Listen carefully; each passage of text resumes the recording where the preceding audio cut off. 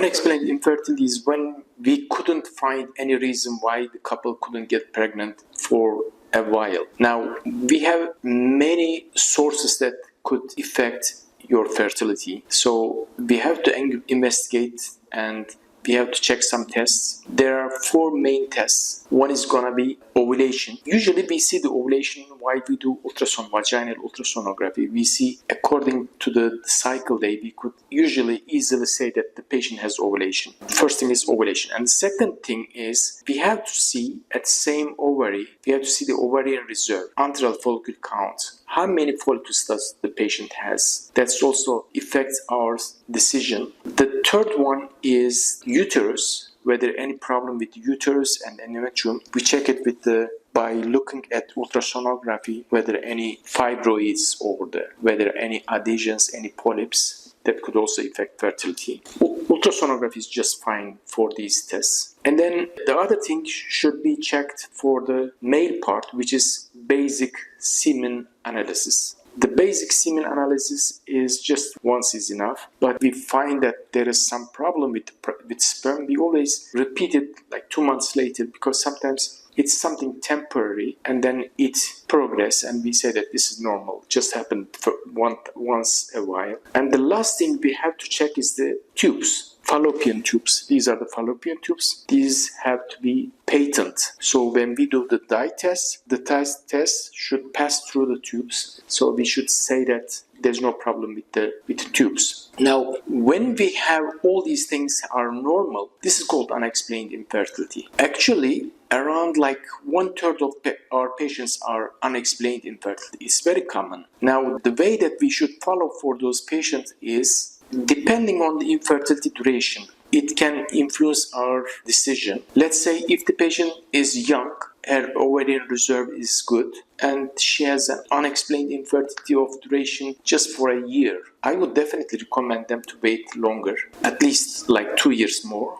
But when it comes to after 3 years, even the patient is younger, there's no need to wait.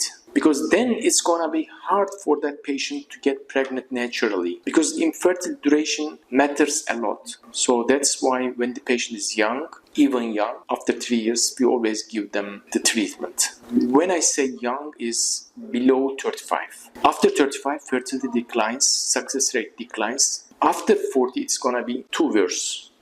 So when we have a patient with unexplained infertility for 3 years, even she's young, what are we gonna do? Now, the solution is because there's no reason why she couldn't get pregnant, so we can solve that problem. So what we could do is just to increase her chance, the fertility chance. So we have mainly 2 treatments. One is insemination and the other one is IVF.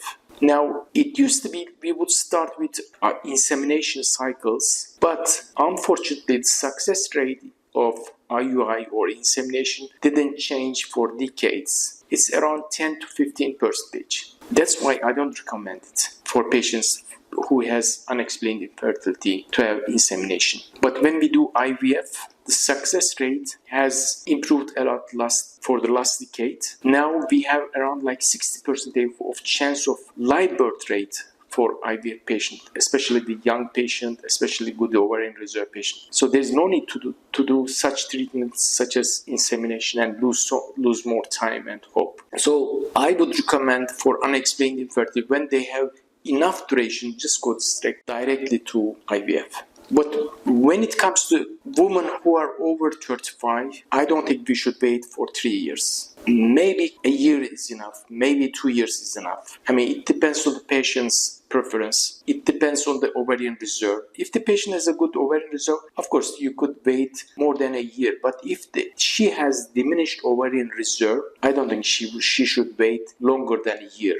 When it comes to patients who are over 40, then that's the big problem. Even the patient has infertility duration of couple months, we would definitely recommend her IVF because by the time that she is struggling to get pregnant, she may lose her chance to be successful for IVF, unfortunately.